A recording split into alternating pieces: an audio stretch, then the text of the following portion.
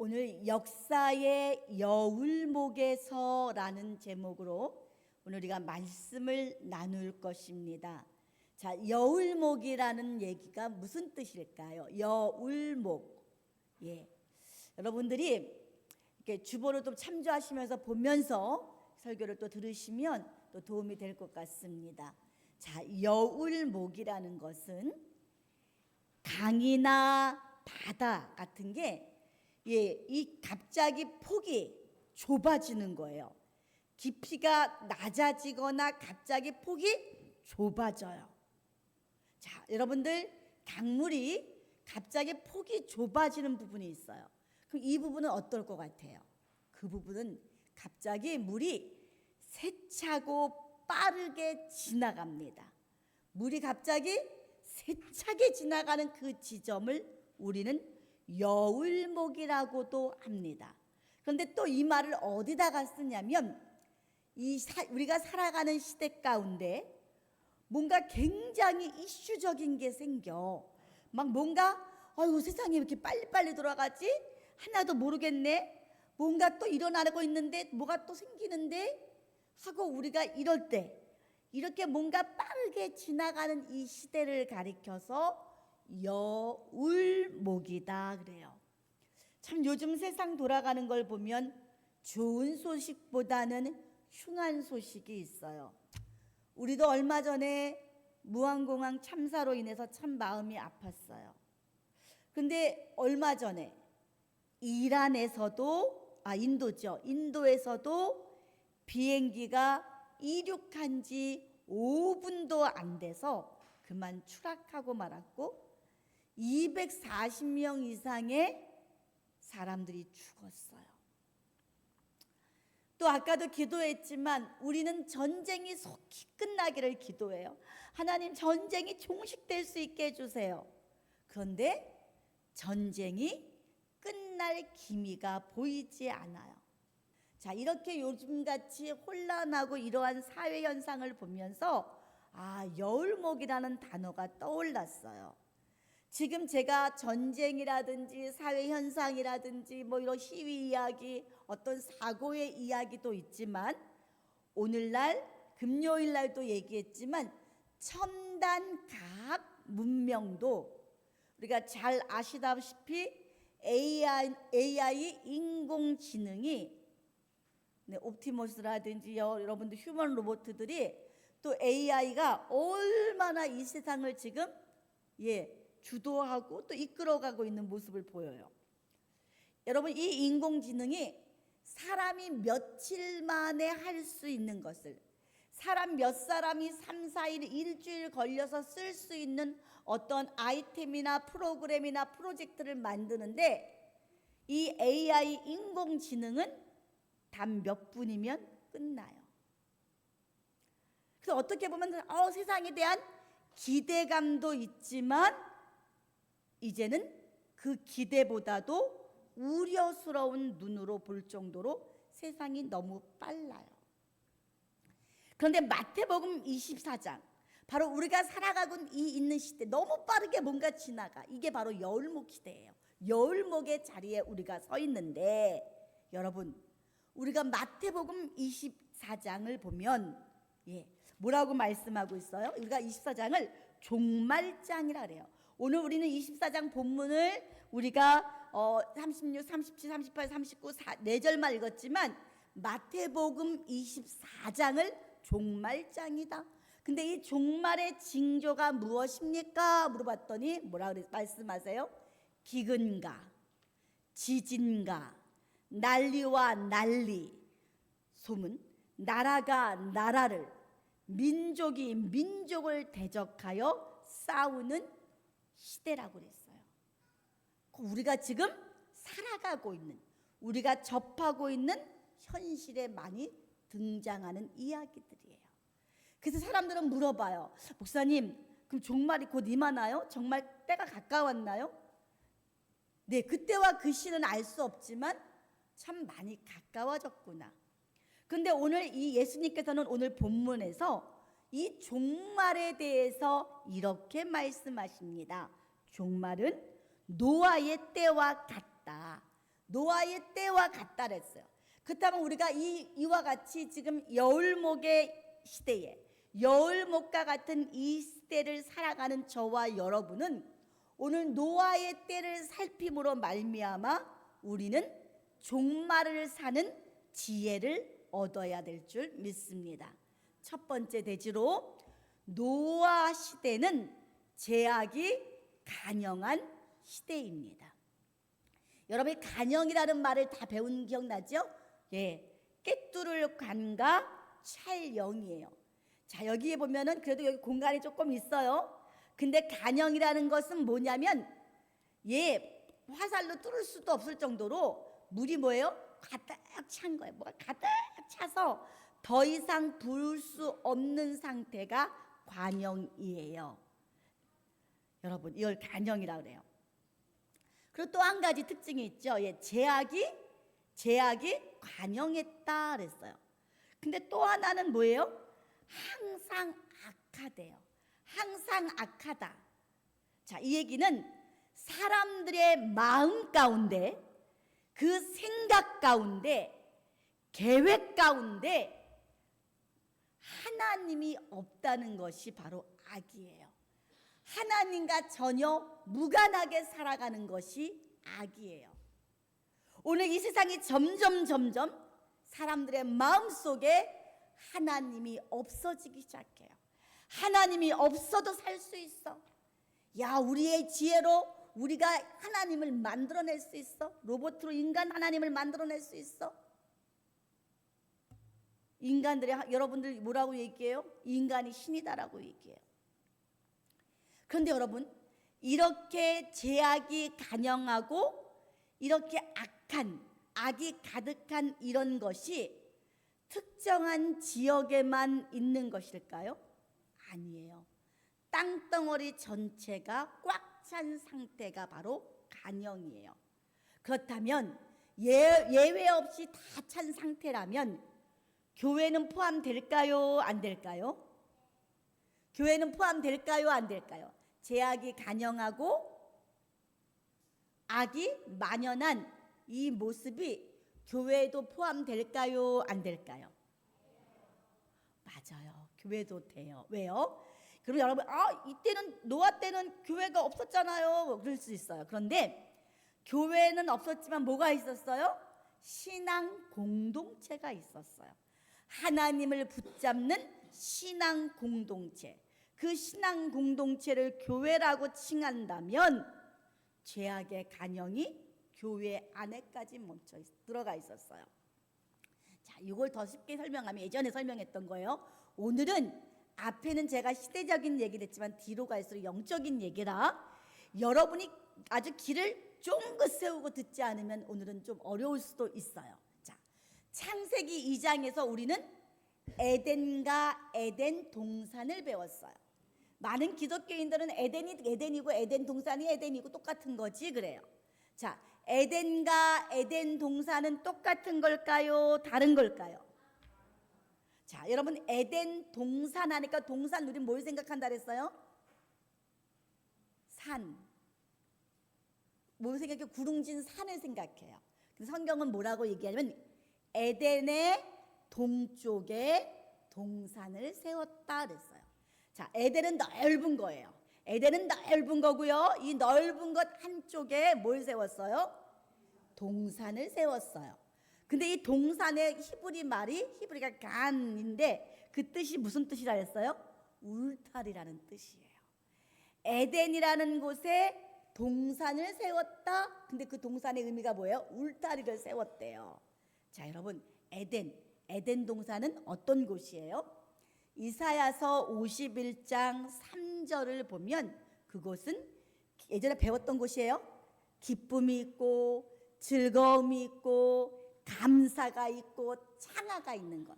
다시 말하면 기쁨이 있고 즐거움이 있고 감사가 있고 찬양이 넘쳐나는 장소가 에덴이에요. 그럼 우리 교회가 왔을 때, 우리 교회 왔을 때 뭐가 넘쳐야 돼? 기쁨이 넘쳐야 돼. 교회 오면 즐거움이 있어야 돼. 여러분의 얼굴이 환해져야 돼. 여러분의 얼굴이 여러분의 입에서 감사가 넘쳐야 돼. 여러분의 입에서 찬송이 넘쳐야 돼. 그런데 하나님께서 그렇게 이렇게 아름다운 에덴이었는데 왜 다시 울타리를 치고 동산을 창설할 수밖에 없었을까? 에덴에 누가 침범했어요? 바로 사단이 침범했어요. 바로 뱀이 침범해서 죄악과 여러분 악을 심어놓고 있어요. 근데 요 죄가 어디까지도 또 들어와요? 에덴 동산까지도 들어와요. 여러분, 에덴에는 에덴 동산이, 노아 때는 노아 방주라는 구별된 장소가 있어야 돼요. 여러분, 울타리를 치듯, 그리고 또 우리가 방주를 지을 때 역청을 발라서 바닷물이 들어오지 않도록, 이 얘기는 뭐예요? 세상에 죄악이 틈타지 않도록 구별된 장소를 마련해야 돼요. 그러니까 우리는 건물을 가지고 구별된 장소라고 생각하지 마시고요, 내 심령 안이 뭐가 돼야 돼요? 방주 짓는 믿음이 돼야 되고, 내 심령이 에덴 동산이 돼야 돼. 그래서 이곳은 거룩한 곳이 돼야 되고, 구별된 곳이 돼야 되고, 세상의 바닷물이 내 안으로 들어오지 못하게 해야 되는데, 내가 안으로 들어오지 못하게 하려면 어떻게 해야 돼요? 말씀의 역청으로 발라야 돼. 세상 물이 들어오지 못하도록 말씀의 역청이. 근데 우리가 말씀을 떠나고 기도 생활을 떠나고 하나님을 경외하는 생활을 떠나면 뭐가 들어와요? 내 마음속에 바닷물이 슬금슬금 들어와. 내 마음속에 울타리를 넘어서 뱀이 살살 기어들어온단 말이에요. 그런데 여러분, 이렇게 죄악이 간영하고 악이 세상을 지배할 때, 이때가 바로 예수님이 임재하실 때라는 거예요. 예수님의 재림의 때라는 거예요. 그러니까 얼마 남지 않았다는 거예요. 자, 두 번째 대지로 우리가 살펴볼 것은, 자, 여러분들, 첫 번째 대지는 뭐예요? 죄악이 간영한 시대였다. 두 번째 대지는 노아 시대는 하나님이 많이 아프신 때. 예, 하나님 많이 아프신 때예요. 여러분들이 아니 무슨 하나님이 아파? 그럴 수 있어요. 자, 우리 한번 창세기 6장 6절 말씀을 읽어봅니다. 시작.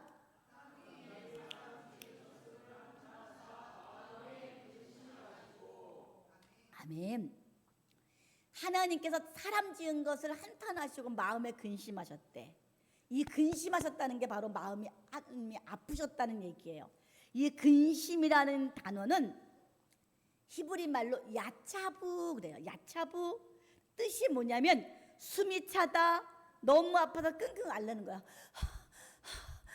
힘들어가지고 막 이런단 말이에요. 숨이 넘어갈 듯이 힘들어하는 거. 근데 하나님이 얼마나 근심을 하시는지, 하나님이 마음속이 꼭 그냥 뭐예요? 예, 너무 숨이 넘어갈도록 하나님의 신음소리가 끙끙끙끙 들리는 거예요. 왜? 노아 시대에 죄악된 모습, 그냥 죄악이 찰찰 넘쳐. 그냥 이 모습을 보고 하나님이 마음이 아프셨다는 얘기예요. 근데 이 모습은 꼭 어떤 모습이냐면, 창세기 1장 2절에 보면은 태초에 하나님이 천지를 창조하시니라 그러면서 하나님의 신이, 여호와의 신이 수면 위에 운행하시더라 그랬어요. 근데 우리는 이 말씀을 그냥 창세 때의 이야기야 라고만 생각을 했었어요. 그래서 여기도 영적인 이야기가 있어요. 네. 하나님이 왜 수면 위에 운행하세요? 하나님이 사실상 물 위에 여러분 수면 위에 왜 운행하세요? 하나님이 어디든지 거하시겠습니까? 영적인 거예요. 하나님이 디딜 곳이 없어요. 발 디딜 땅이 없어요. 다시 말해서 하나님이 우리 인간에게 임재하셔야 되는데 임재할 만한 영혼들이 없다는 거예요. 바로 이게 노아의 시대와 똑같은 거예요.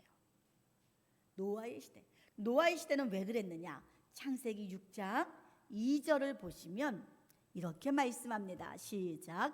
하나님의 아들들이 사람의 딸들의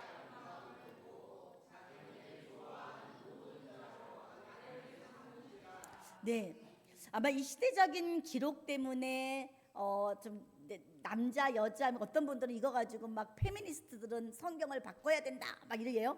왜냐하면 여자를 갖다가 이렇게 나쁘게 봤다는데 그 시대적인 기록으로 보시면 돼요. 하나님의 그 시대적인 상황에 맞게. 자, 하나님의 반대가 뭐예요? 사람이에요. 아들의 반대가 딸이에요. 자, 하나님의 아들은요, 저도 하나님의 아들이 될 수 있어요. 뭐만 있으면? 예수 그리스도가 내 안에 있으면 다 아들이잖아. 다 예수님의 아들 자녀들이란 말이야. 아들 딸 모두가 다 하나님의 아들과 같아, 영적으로. 근데 여기 사람의 딸들이 있어요. 그러니까 이 얘기는 하나님의 아들들이 사람의 딸들을 아름다움을 보고 아내를 삼았다. 이 얘기는 뭐예요?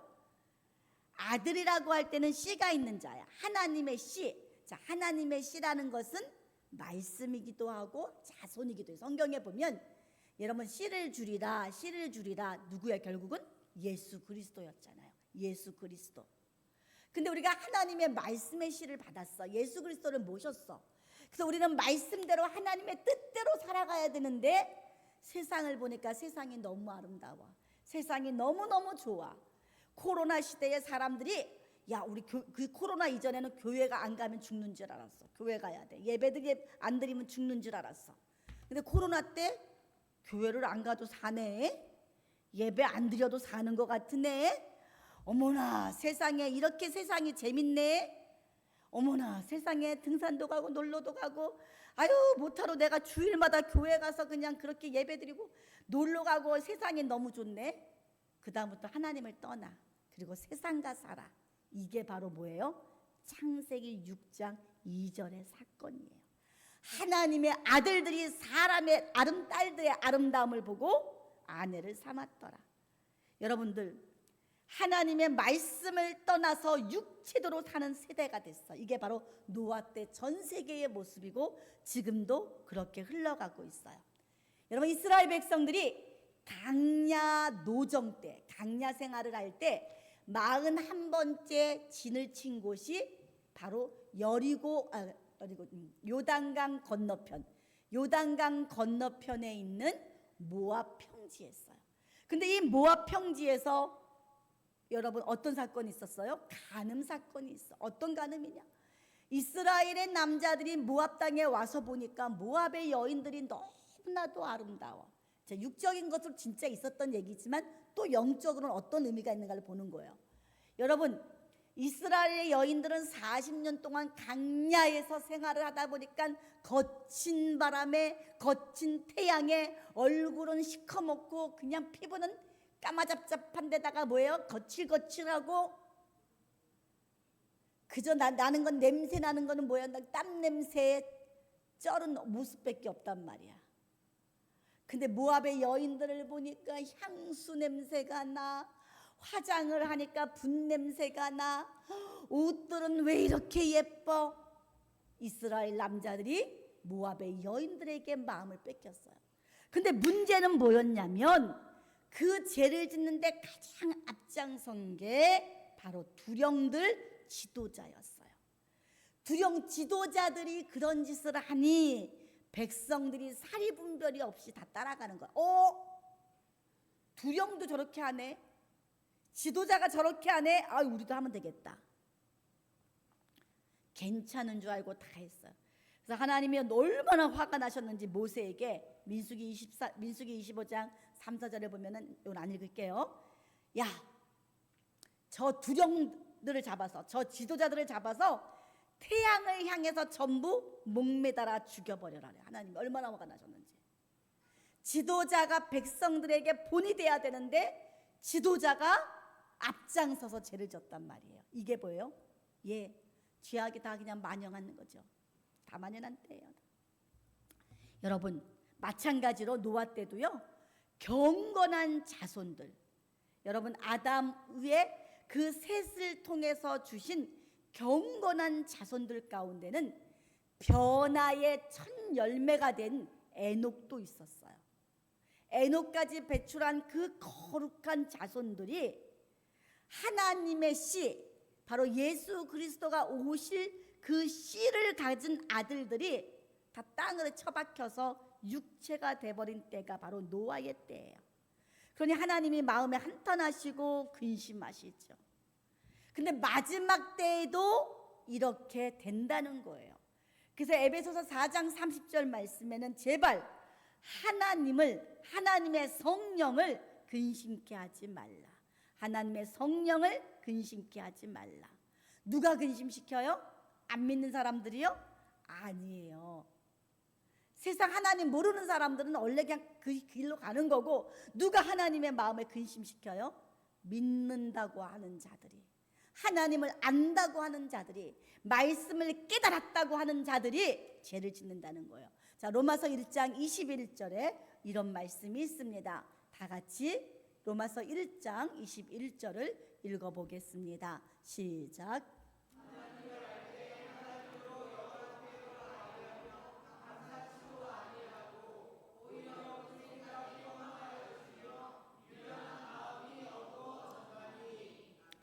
하나님을 알되 그랬어요. 이게 뭐요? 아싸리 모르는 사람은 하나님 마음 알까 안 아프게 한다 그랬어요. 말씀을 모르는 게 아니야. 다 알아. 그럼 말씀을 안다고 할 때 뭐가 와야 돼요? 따라합시다. 순종. 안다고 할 때는 순종이 있어야 돼요. 안다고 할 때는 그 말씀을 통해 하나님의 마음을 알기 때문에 헌신이 따라요. 진짜 말씀을 받았다고 할 때는 감사가 넘쳐요. 그런데 내 입에 감사가 없어. 불평이 나와. 이게 뭘까요? 하나님을 영화롭게 안 하는 거예요. 또 뭐라고 얘기하고 있습니까? 허망하여졌다. 생각이 허망하여졌다라 그랬어요. 이 허망은 헬라어로 마타이오인데 이 뜻이 뭐냐면 시시하게 만들다, 어리석게 만들다, 그런 뜻이에요. 제가 쉽게 얘기하면 그거예요. 야, 쟤 하나님 잘 믿는데 쟤 하나님 말씀을 안 돼. 막 그러는 거야. 쟤는 하나님 말씀을 잘하는 애야. 그 사단이 쟤가 진짜 하나님 말씀 잘 알아? 그 사단이가 이제 막 공격을 하려고 많은 걸 준비해가지고 딱 왔어요. 그리고 너 나랑 한번 싸워보자 하고 사단이가 공격을 딱 해요. 근데 애게 이것밖에 안 돼? 이게 뭐예요? 에이, 괜히 겁먹었네. 이거 허망한데. 에이구 시시해. 게임 끝. 이 얘기는 뭐예요? 사단이가 저 사람이 말씀을 안 돼. 믿음 말씀 가운데 있대. 말씀의 씨가 있대. 그러니까 뭐라고요? 내가 한번 쓰러뜨려 봐야지 하고 마귀가 와서 탁 공격을 해보니까 그냥 무너져. 그냥 쉽게 무너져. 그러니까 마귀가 하는 게 에이 시시해. 에이구 허망하네. 이 얘기예요.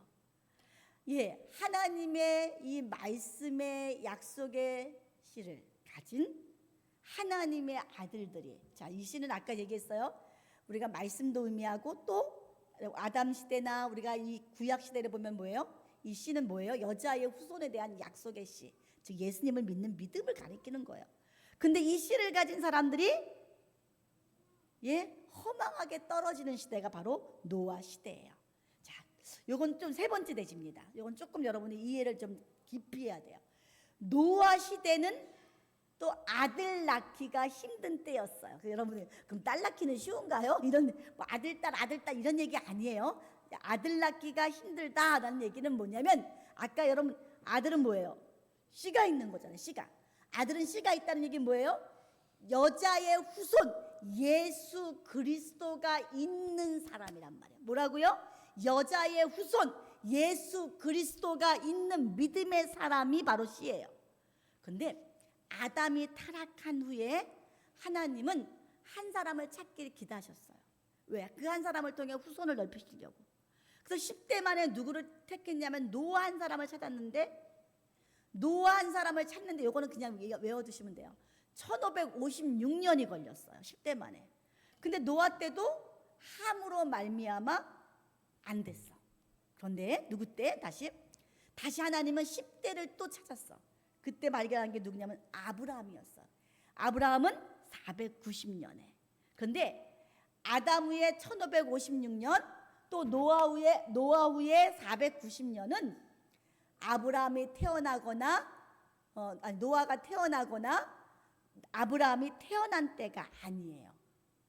1556년 490년은 여러분 놀랍게도요 자식을 낳았을 때예요. 여러분들 하나님이 한 사람을 찾는데 아담 이후에 1556년이 걸렸어 그랬을 때 아담이 태어나고 1556년 만에 노아가 태어났구나가 아니라 노아가 아들을 낳았을 때예요. 창세기 5장 32절을 한번 읽어보겠습니다. 창세기 5장 32절. 오늘 조금 영적인 말씀들이라 여러분들이 한 번 듣고 또 한 번 이렇게 들어봤으면 좋겠어요. 자, 5장 32절 다 같이 읽어봅니다. 시작. 노아가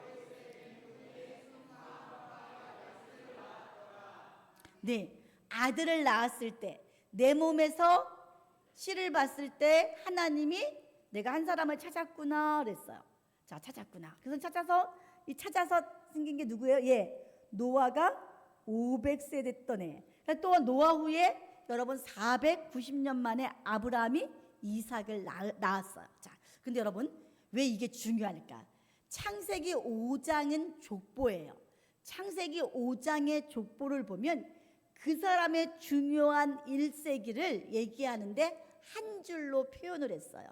한 줄로 표현했는데 뭐라고 얘기하냐면 아담은 130세에 셋을 낳고 이렇게 얘기해요. 그리고 몇 년 동안 살다가 장수하다가 죽었더라. 자, 여러분 보세요.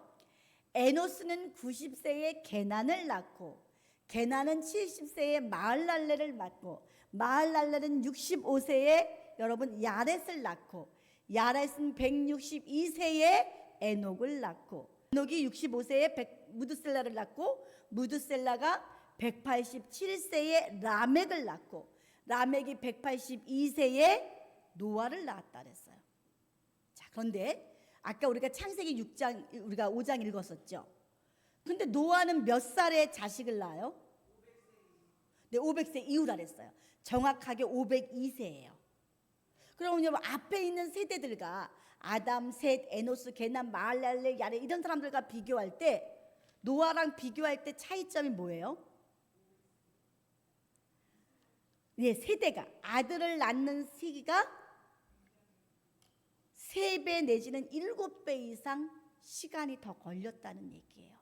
그래서 제가 노아 시대에는 아들 낳기가 힘든 때, 그러니까 이 얘기는 요즘처럼 결혼해서 아들 안 낳을 거예요, 자식 안 낳을 거예요 이런 얘기가 아니에요. 영적으로 우리가 그 시대에 정말 그렇게 아들을 늦게 낳았지만 이걸 통해서 하나님이 우리에게 보여주시는 것이 무엇인가를 발견해야 돼요. 왜냐하면 그 시대는 하나님의 씨를 갖고 씨를 만들어내는 그 시기가 이렇게 오래 걸린다는 얘기예요. 말씀의 열매 맺기가 이렇게 힘든 시대가 바로 노아 시대라는 거예요. 말씀의 열매를 맺고 살아가야 되는데 노아 시대는 너무나도 사람들이 악해서 하나님 말씀을 들으려고 하지 않아. 자, 그런데 이런 시대의 네 번째입니다. 노아는 여호와께 은혜를 입었더라. 사단이 세상을 다 점령해서 세상이 제약 가운데 있어요. 이것을 눈으로 볼 수 있게끔 시각화시켜서 보여준 게 바로 홍수예요. 홍수. 여러분 다 점령해. 누구까지 점령했어요? 경건한 셋의 자손들까지 전부 다 홍수에 담가졌어요. 창세기 3장 15절 약속한 여자의 후손 그 씨가 실현돼야 되는데 지금 다 죽게 되었어. 죽어가고 있어. 그러니까 사단이 내가 이겼다, 여자의 후손이 오는 길을 막았다 하고 좋아하는 그때에 누구를 등장시킨 거예요? 하나님이 노아를 등장시킨 거예요. 자, 우리 창세기 6장 8절을 한번 읽어보겠습니다. 6장 8절 시작. 노아는 자, 노아는 어떤 사람이길래 죄악 세상에 다 물속에 가라앉고 생존할 수 없었는데 어떻게 노아가 은혜를 입었을까요? 우리가 한글 성경에는 노아가 은혜를 입었더라라고 번역되어 있어요. 그런데 히브리 원어를 보면 굉장히 더 디테일하게 번역이 되어 있는데 뭐라고 했냐면 노아는 여호와의 눈에 있는 은혜를 발견했다. 자, 노아는 여호와의 눈에 있는 은혜를 발견했다. 자, 요거를 영어로 좀 보면 더 쉬울 수 있어요. NIV나 NASB 성경을 보면 그 영어 자막이 있는데 제가 얘기를 안 했네요. 예, 고맙습니다. 예, 영어 자막이 있죠. 뭐라고 써 있어요? 다 한번 읽어주시기 바랍니다. 시작.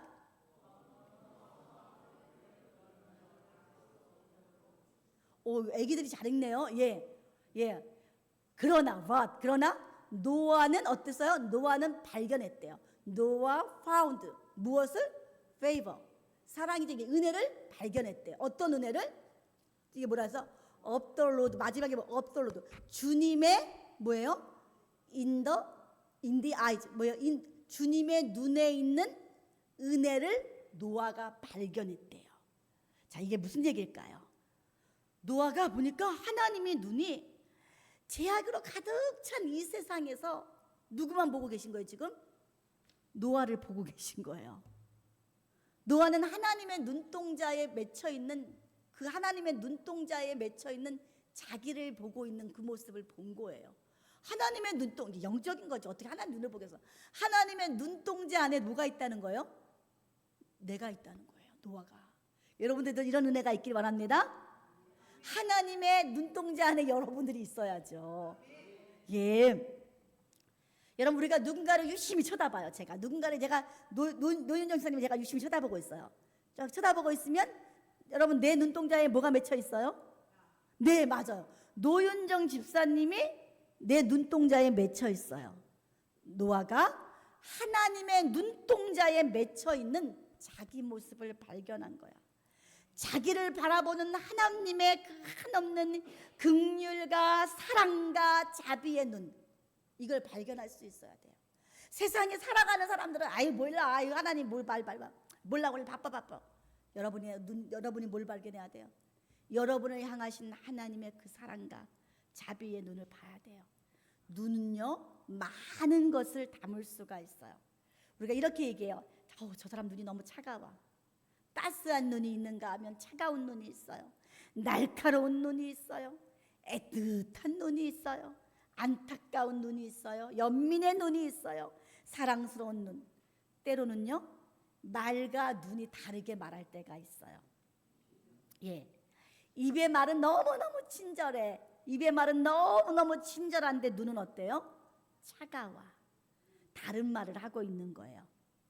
여러분, 진짜 말은 뭐예요? 눈이잖아요. 그래서 뭐예요? 눈이 마음의 거울이에요. 입으로는 따스하게 말하는 것 같지만 눈이 차갑다고 할 때는 그 사람의 마음이 눈에 비춰진 거예요. 눈은 마음의 거울이지만, 마음의 또 거울이면 마음의 고백이에요. 때로는 말을 전할 수가 없을 때 우리가 어떻게 해요? 눈짓으로 얘기하잖아요. 눈짓으로. 그치? 내가 입으로 말을 할 수가 없어. 왜? 다른 사람이 들으면 안 되니까. 그럴 때 어떻게 해요? 눈짓으로 얘기를 해요. 똑같은 거예요. 노아가 사는 시대에 하나님이 노아야, 내가 너 너무 사랑해, 이렇게 하나님이 말씀으로 하실 수가 있는데 굳이 눈으로 그걸 표현했을까? 왜 그랬을까요? 노아 시대 사람들이 악하다 보니까, 야, 노아가 하나님의 특별한 관심을 갖는데, 사랑을 받는데, 긍휼을 받는데, 이쁨을 받는데 하고 내비쳐지면 어떻게 될까요? 사단이 득달같이 달려와서 노아를 물고 뜯겠지요. 여러분, 계시록 13장 17절 말씀에 이런 말씀이 있지요. 누구든지 이 표를 가진 자 외에는 매매를 못하게 하니 이 표는 곧 짐승의 이름이라. 그 이름의 수라. 여러분, 짐승의 표를 받아야 매매를 할 수 있어.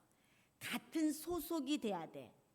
내 같은 소속이 아니면 굶어 죽든 말든 매매를 안 해. 굶어 죽어도 넌 표 없으니까 안 돼. 같은 소속끼리만 나눠요. 그러니까 노아한테 하나님이 너 사랑해 라고 말했다면 여러분, 제약이 점령한 그때에 끝이 나버려요. 그러나 노아는 아무도 못 보는 하나님의 눈 속에 맺혀 있는 그 모습을 보았어요. 그 속에는 너무나도 많은 내용과 너무나도 많은 말씀을 담고 있는 그 눈에 은혜를 입은 노아가 서 있었던 거예요. 여러분들, 하나님의 눈에 있는 은혜를 본 거예요. 그 은혜는 나를 바라보고 있는 하나님의 그 사랑을.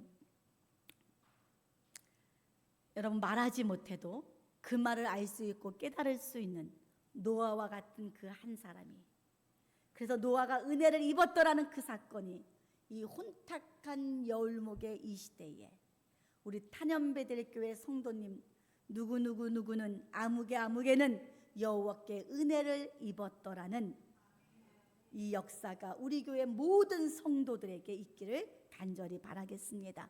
이제 결론을 맺습니다. 인자의 임함은 노아의 때와 같다고 말씀을 드렸어요. 인자의 임함은 재림의 때예요. 재림의 때는 노아의 때처럼 죄악이 간영하고 죄악이 철철 넘쳐서 에덴이고 교회고 예외 없이 다 점령을 당해요. 침범을 당해요. 그래서 하나님의 마음이 심히 아파서 끙끙끙끙 앓는 시대. 하나님이 어디 하나 보자, 씨 하나 찾을 수 있나 보자.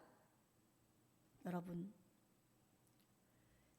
우리가 이런 걸 생각할 때, 이 마지막 환난의 시대에 우리가 어떻게 견디지? 매매도 할 수 없는 이 시대에 우리가 어떻게 견디지? 어떻게 끝까지 남을 수 있지? 여러분, 성경에 뭐라 그랬냐면 예수님이 홍수가 나서 콧구멍까지 이 홍수의 물이 들어가서 차올라서 그 차올랐을 때까지도 깨닫지 못하고 죽었대요. 우리는 그럴 거예요. 하나님, 그냥 하나님 물에 휩쓸려 죽지 않게 그냥 건져만 주세요. 아유, 나는 구원만 받으면 땡큐예요. 구원만 받으면 돼요. 땡큐예요. 여러분, 그러라고 오늘 말씀 준비한 거 아니에요. 간신히 구원만 받으면 땡큐가 아니에요. 그냥 건짐만 받는다고 땡큐가 아니에요. 여러분, 노아 홍수 때, 대홍수의 심판 때 가장 큰 소망이고 영광이 뭘까요? 물에서 건짐받는 거? 아니에요. 영적으로. 우리 창세기 8장 4절 말씀 읽어볼게요.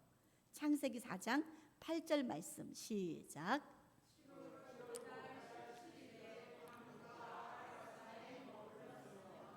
네, 여기 뭐라고 말씀하고 있냐면 방주가 어디 닿대요? 아라랏산. 지금의 아라랏산이 터키에 있는 높은 산이다, 이런 얘기가 있어요.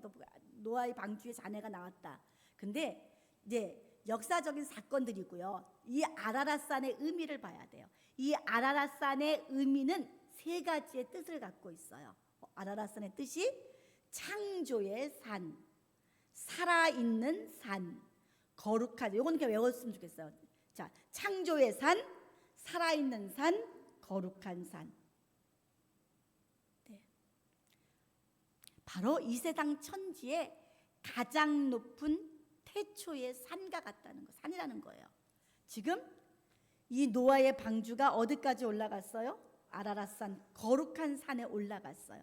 창조의 산에 올라갔어요. 살아있는 산에 올라갔어요. 꼴이 난 거예요. 높은 데 올라갔어요. 그럼 방주가 어떻게 올라갔어요? 엔진을 가동해서요? 노아가 무슨 재주로 거기까지 올라갔어요? 홍수를 통해서 아라랏산에 올라갔어요. 이게 오늘 말씀의 포인트입니다. 죽음의 홍수가, 심판의 홍수가 부어졌는데 그것을 이용해서 아라랏산까지 도달한 거예요. 저와 여러분의 소망이 단지 물에서 살아났어, 이게 아니에요. 우리의 소망은, 우리는 여러분 아라랏산에 올라가는 믿음이 돼야 돼요. 여러분, 아라랏산에 올라가는 믿음은 오히려 고난이라는 홍수를 통해서, 이 홍수를 통해서 우리가 말씀을 붙잡고 나아갈 때에 올라갈 수 있는 거예요. 오늘 이 말씀을 여러분을 잘 기억하시고 여러분의 삶에 적용하세요. 지금 전 세계 지구촌에 일어나는 일들이 이 말씀에 적용이 될 수 있고요. 또 교회 안에서도 적용이 될 수 있고요. 개인의 상황에 따라도 적용이 될 수 있어요. 오늘 제목처럼 역사에 정말 빠르게 흐르는 이 여울목에서 지금 내 눈에는 뭐가 보이느냐? 물과 바람과 혼돈만 보이느냐? 우리는 그것만 바라보는 것이 아니라 이 물과 바람과 흔드는 홍수를 통해서 여러분 흔들리는 것만 보지 마시고 우리의 믿음의 방주가 더 힘차게 올라가는 모습. 그래서 아라랏산에 창조의 산, 거룩한 산, 살아있는 그 산에 우뚝 서는 믿음의 자녀들이 돼야 될 줄 믿습니다. 이게 굉장히 중요한 얘기예요. 아주 어려운 얘기지만 굉장히 중요한 얘기입니다. 그래서 우리 요한계시록 22장 말씀을 10절과 11절 말씀을 읽고 말씀을 마치겠습니다. 다 같이 읽어봅니다.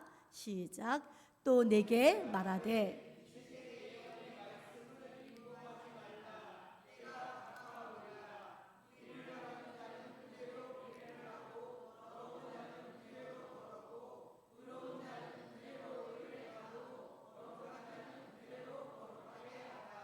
네, 오늘 이 말씀을 보면 마지막 때는요 아까 제가 그랬어요. 극과 극이라는 얘기를 했어요. 극과 극이다.